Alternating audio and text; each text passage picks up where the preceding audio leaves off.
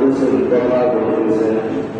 একজন বলতেছে এত বড় আমি গল্প করে সময় নষ্ট করার দরকার নাই, পাহাড়াদারি করবো। একজন নারীদেরকে বলতেছে তুমি হাঁটা চলা করতে থাকো, দূরের থেকে পর্যবেক্ষণ করতে থাকো, কোন মুসলিম শত্রুপক্ষের কেউ সামনে আসে কিনা, গ্রহণ করে কিনা। একজন সব জায়গায় হাঁটতেছে, আরেকজন পাহাড়ের চূড়ায় দাঁড়িয়ে নামাজ শুরু করে দিয়েছে। দুই রাকাত নামাজ পড়ছে, এত লম্বা রাত দিয়ে নামাজ পড়লো। দ্বিতীয় রাকাতে যখন সে আল্লাহর কালাম পড়তেছে, মনোযোগ ছিল। কাপের পক্ষের শত্রু যখন দেখল পাহাড়ের টিলায় একজন মানুষের মাথা দেখা যায়, দূর থেকে পর্যবেক্ষণ করলো ওই লোকটা নামাজ পড়তেছে।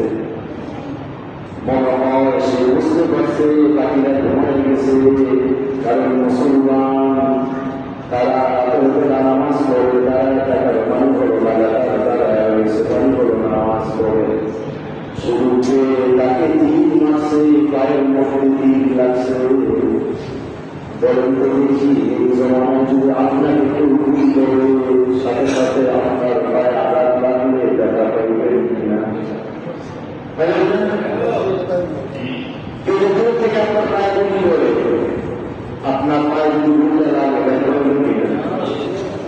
ওই সাহাবীরা দাঁড়িয়ে আল্লাহ কালাম তাহাজ্জুদ নামাজ রাকাতের নিয়ত করে দ্বিতীয় রাকাতের মধ্যে লম্বা কেরাত পড়তেছিলেন। বলা হয় সূরাতুল তাহা, সূরার 11 পৃষ্ঠায় একটা লম্বা সূরা আছে, সেটা পড়তেছিলেন। জান্নাত জাহান্নাম সহ বিভিন্ন ধরনের বিষয়ে সেই সূরার মধ্যে আলোচনা আছে। আখিরাতের কথা ওই সাহাবীরা তো গভীরভাবে মনোযোগী হয়ে গেলেন। ওই সাহাবীর পায়ে 3 লাগার পর 3টা পায়ে আটকে গেল, রক্ত তিন করে বের হইতেছিল। রক্তের একটা হালকা গরম ভাব আছে। দেখবেন কোরবানির পশু জবাই করার পর হাতে পায়ে যদি রক্ত লাগে, গরম গরম লাগে, লাগে না? রক্ত একটু গরম হবে, শীতের রক্ত গরম হয়। আঘাত করার পর রক্ত যখন ভিন করে বের হইতেছে, ওই সাহাবীর কোনো খবর নাই, নামাজ পড়তেছে, আল্লাহর কালাম তেলাওয়াত করতেছে। পাশে এই মানুষটা তার পাশে ঘুমোচ্ছিল, তার মাথার সাথে ওই রক্ত লেগে গেছে, একটু গরম গরম ভাব, কেমন করে মনে হয়ে গেছে, পানিটা যেন ভালো লাগলো। সাহাবী লাফ দিয়ে ঘুম থেকে উঠে রেখে মাথায় হাত দিয়ে রেখে গরম গরম রক্ত দেখতেছে। একটু দূরে ওই ভাই নামাজ পড়তেছে, আর তার পায়ের থেকে রক্ত পানির মতো একটু একটু করে ওই সাহাবীর মাথার মধ্যে লাগতেছে। ঘুমের থেকে উঠার পরে সাহাবী আজিব হয়ে গেল, কি ব্যাপার? রক্তটা ওই লোক দাঁড়ালো, তার পায়ের ওখান থেকে আসতেছে, কিন্তু সেই লোকের কোনো খবর নাই। আমি এদের গভীর ঘুমে হচ্ছিলাম, আমার ঘুম ভেঙে এলো, কিন্তু ওই লোককে ঢুকে নামাজ পড়তেছে। নামাজ শেষ করার পর বলতেছে, কি ব্যাপার, তুমি কি নামাজ পড়ে না? তোমার পায়ের থেকে রক্ত বের হয়ে আমার ঘুম ভেঙে যায়, কিন্তু তোমার কোনো খবর নাই, তুমি জ্ঞানই পেয়েছিস না। অথচ পায়ের মধ্যে কিন্তু 3 লেগে গেছে।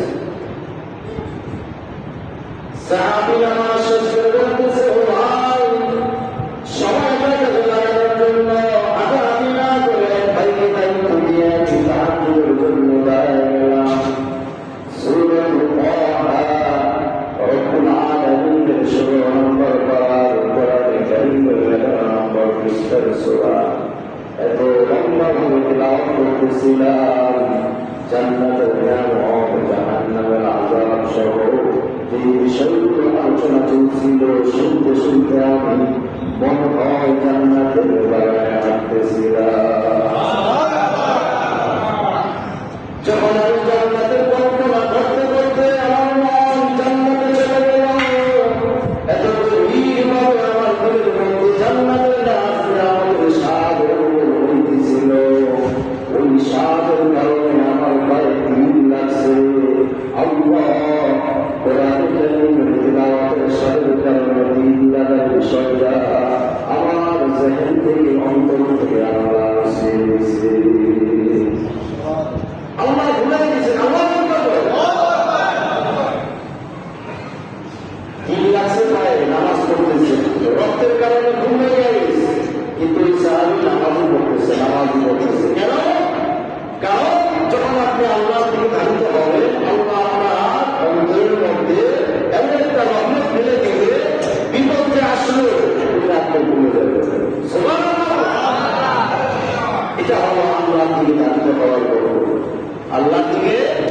দারিদ্র হওয়ার পর কোরবানি এটা আমাদের আপনাকে শিক্ষা দেয়।